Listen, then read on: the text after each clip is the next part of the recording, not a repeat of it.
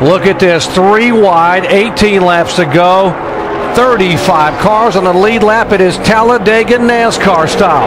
And look at the damaged 2 car still hanging down the bottom of the screen. There's the 2 car of Kurt Busch from 2 laps down. Yeah, still right in the middle of this thing with his car completely destroyed on the right side. And he's able to hang in there as long as he can stay tucked up on somebody and he has a car behind him. That helps him. Those aerodynamic disadvantage that he's at with his torn up race car doesn't really matter as long as he's in the middle there. I don't think he could get out front and lead. Look at Jeff Gordon up there with a bump draft on the 17. And that everybody, look at all the cars bump drafting down the back. Chain reaction bump, the 17 into the back of the 88 car. And now here comes Earnhardt Jr. again. I'm sure these guys, as long as they're in a pack, they're figuring NASCAR can't watch everybody, so hopefully they won't be looking at them whenever they take a little bit of a chance there. Here comes Casey Mears. He wants to lead now. So going to be moving in on the 43 car of Reed Sorensen very soon to go by him. There's the 43 right in front of him. Look how quickly Mears went back. He went to try to make a move for the lead and gets shuffled back, and he's back in about 14th now. Remember David Reagan running the brand new Ford engine, the FR9 engine, 3 years of development, the first time they've had it out of the box, and running up front here at Talladega. So is the 17 car, by the way. Yeah, they have to feel good about what they've seen here today. It's lasted. It has seemed to have really good power. So that'll give Doug Yates and his people really good feeling as they get that engine ready to go to Daytona. Yeah, he'll have a whole lot better feeling in 16 laps after they really finish the race. He wouldn't want you to be saying that just yet.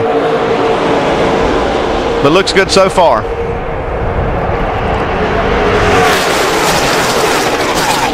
Well, it's hard to pick a car out of this group that you think is the strongest car that might have the best shot at it. Really, Diane. You know, we talked about when they were riding around, they were bored. They're obviously not bored now, but the amount of skill that it takes to do all of this, not crash, not run into each other, it's just amazing. When I watch these guys, it's just simply amazing to see David Reagan trying to go for the lead on the inside now. Last time by David Reagan, over 193 miles an hour. He has not led a lap today. If he can hold on, he will. And what about the 48 car, Dave? Jimmy Johnson was told with 15 to go, we'll take a look at it. That was from his crew chief. Now the question is, who can he get with to lead him up there? They're going to try to move forward. Right now, Greg Biffle is the closest car to him. Dave, back in the spring, Jimmy Johnson tried to play it safe here, started to move up, and with 8 laps to go, was involved in a 10-car crash, which produced a 30th place finish.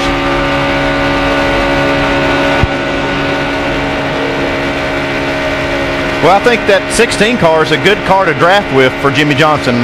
We saw early in the race that Greg was able to push quite a few cars to the front and get the lead. What do you think, Ray? Well, I think so. And we watched Jeff in the 24 slide to the back, and we were wondering if he got shuffled back there, and he's moved up slow. And I've heard him say before and say on the radio he didn't want to make his move too fast, so I might be holding the reins back on him a little bit and tell him, hey, keep that 9 car in your mirror because he's been able to push all the way back up there again. All right, Jimmy Johnson at 48. We heard Chad Canal saying, hey, it's going to get a little nervous up there. Calm down a little bit. Jimmy's like, I'm going to get, man, they're losing a draft on me. I'm not convinced right now that Johnson's got a strong enough car to get his car to the front, guys. He's still in the very back of this lead draft right here and can't seem to get anything done right yet. I'm not convinced yet, guys. Yeah, he's not totally worried, though, Rusty, about getting to the front. He's worried just about not wrecking and losing a huge amount of points today. This is a race they've given up the opportunities. We see Dale Jr. going for the lead right here. All the way down on that yellow line, double yellow Check out line. Strimmy on the top side, though. He's got Keselowski pushing. Yeah, we saw that 09 push his way all the way to the front here earlier this year. See, McMurray had thoughts of going up there and blocking that momentum. Made a good decision not to. Yeah, where do you go now? You got him on the high side and the bottom side coming at you. But he's got a fast car and his teammate right behind him. I think I'd try to keep him there. Bottom lane, David Reagan trying to push the 88 of Junior by. McMurray in the middle lane. And up high, the 12 car and the 09, Keselowski and David Strimmy.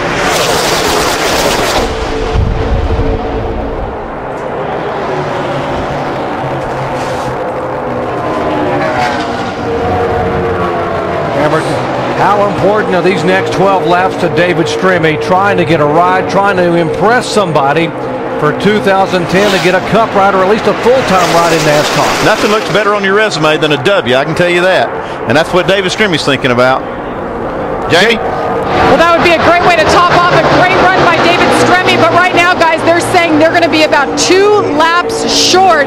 But they said they're going to risk it. They're going to stay out and go for the win. Oh, man, 2 laps short. Yeah, you can't help but just go for it right now.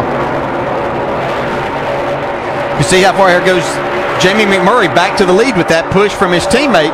You saw Dale Jr. trapped down on the bottom side there. That bottom lane's just not moving very fast. You see AJ Allmendinger blowing up, maybe. That's the motor blowing up. He's down on the apron. Down below the yellow line, and we stay green right now, or he was. He needs to get back down on that apron. There's the 48 car now beginning to get a little racy, moving up on the outside of Montoya and Ambrose. So Johnson now for the first time moving up in the mid-20s. He's 26th. Yeah, now's the time to go on. You know, you've played your strategy, go. And if something happens from here, hey, so be it. You can't control everything.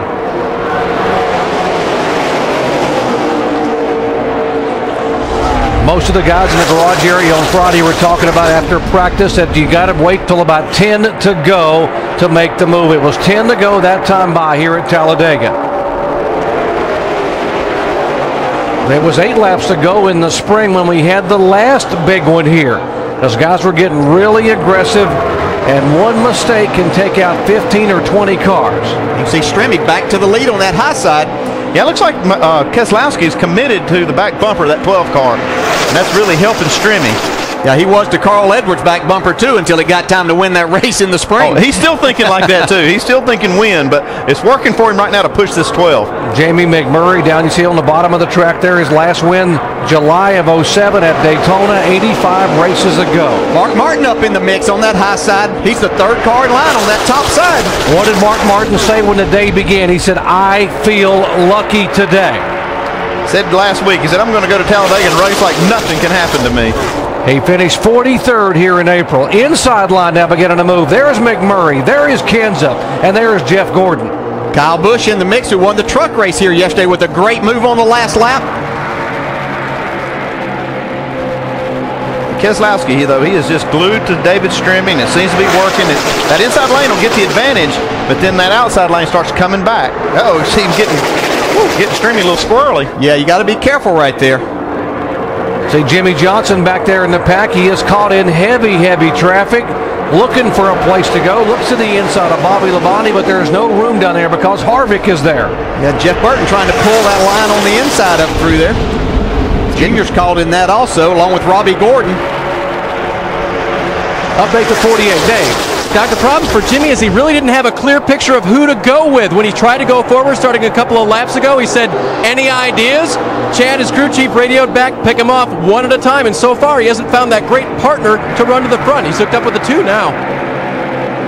Dave, we've now had 57 lead changes. Look at the 2 car now, dive down in the middle of Roubaix, and the 48 goes with it. Well, you're going to have to make some daring moves right now and just go where you think that you can go the fastest, not lift out of the throttle. That's the important thing, is you're going forward right now. They are reminding, they meaning NASCAR is reminding all the drivers that you cannot bump draft in the corner. They want to see daylight between the cars in the corner.